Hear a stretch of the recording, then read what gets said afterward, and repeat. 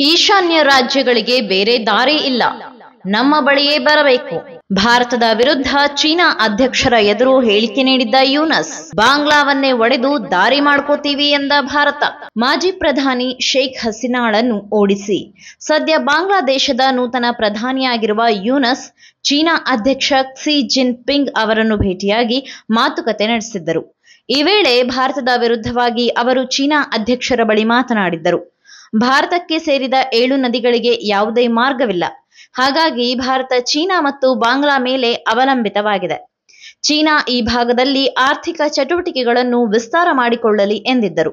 ಈ ಬಗ್ಗೆ ಪ್ರತಿಕ್ರಿಯಿಸಿರುವ ಅಸ್ಸಾಂ ಸಿಎಂ ಹಿಮಂತ ಬಿಸ್ವಾ ಶರ್ಮಾ, ಈಶಾನ್ಯವನ್ನು ದೇಶದ ಉಳಿದ ಭಾಗಗಳಿಗೆ ಸಂಪರ್ಕಿಸುವ ಹೆಚ್ಚು ಬಲವಾದ ರಸ್ತೆ ಮತ್ತು ರೈಲು ಮಾರ್ಗಗಳನ್ನು ಅಭಿವೃದ್ಧಿಪಡಿಸುವುದು ಅತ್ಯಗತ್ಯ ಎಂದು ಹೇಳಿದ್ದಾರೆ.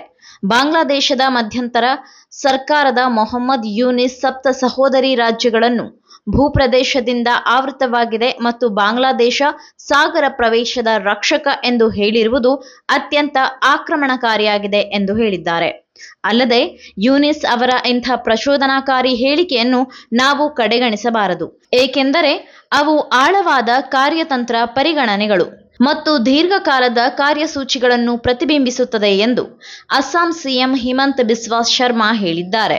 ಯೂನಸ್ ಹೇಳಿಕೆ ಬಗ್ಗೆ ಪ್ರತಿಕ್ರಿಯಿಸಿರುವ ತಿಪ್ರಾ ಮೋತಾ ಪಕ್ಷದ ಪ್ರದ್ಯೋತ್ ಮಾಣಿಕ್ಯ, ಅತ್ಯಂತ ಕ್ರೂರ ಮತ್ತು ಆಳವಾದ ಪರಿಹಾರವನ್ನು ಸಲಹೆಯಾಗಿ ನೀಡಿದ್ದಾರೆ.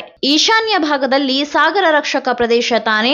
ಭಾರತದ ಈಶಾನ್ಯ ರಾಜ್ಯಗಳಿಗೆ ಸಮುದ್ರ ಪ್ರವೇಶ ಸಿಗಬೇಕೆಂದರೆ ತನ್ನ ಬಳಿಗೆ ಬರಬೇಕು ಎನ್ನುವ ರೀತಿ ಹೇಳಿಕೆ ಕೊಟ್ಟಿದ್ದಾರೆ. ಆದರೆ ಬಾಂಗ್ಲಾದೇಶವನ್ನೇ ಇಬ್ಬಾಗ ಮಾಡಿದರೆ ಈ ರೀತಿ ಸಮಸ್ಯೆಗಳೇ ಇರೋದಿಲ್ಲ. ನೇರವಾಗಿ ಸಮುದ್ರ ಮಾರ್ಗ ಸಿಗಲಿದೆ.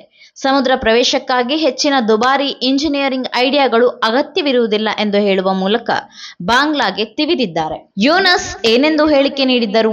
ಚೀನಾದಲ್ಲಿ ಅಧ್ಯಕ್ಷ ಕ್ಸಿ ಜಿನ್ಪಿಂಗ್ ಎದುರು ಮಾತನಾಡಿರುವ ಈ ಮಧ್ಯಂತರಿ ಮೊಹಮ್ಮದ್, ನೀವು ನಮ್ಮ ದೇಶದ ಅಭಿವೃದ್ಧಿಯಲ್ಲಿ ಪಾಲುದಾರರಾಗಿ, ಅಲ್ಲಿ ಕೈಗಾರಿಕೆಗಳ ಸ್ಥಾಪನೆಗಾಗಿ ನೆರವಾಗಿ, ಅಲ್ಲದೆ ಭಾರತದ ಈಶಾನ್ಯ ಭಾಗದಲ್ಲಿರುವ ರಾಜ್ಯಗಳಲ್ಲಿ ಭೂಭಾಗವೇ ಹೆಚ್ಚಾಗಿದೆ.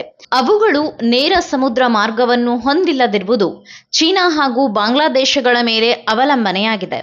ಈ ಭಾಗದಲ್ಲಿ ಚೀನಾ ತನ್ನ ಆರ್ಥಿಕ ಚಟುವಟಿಕೆಗಳನ್ನು ವಿಸ್ತಾರ ಮಾಡಿಕೊಳ್ಳಲಿ ಎಂದು ಯೂನಸ್ ಹೇಳಿರುವುದು ಭಾರತಕ್ಕೆ ಆತಂಕ ತರಲು ಕಾರಣವಾಗಿತ್ತು.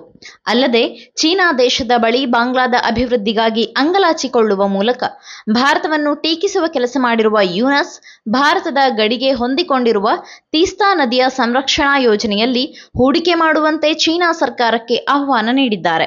ಇದೇ ಹೇಳಿಕೆ ಭಾರತೀಯರ ಆಕ್ರೋಶಕ್ಕೆ ಕಾರಣವಾಗಿದೆ.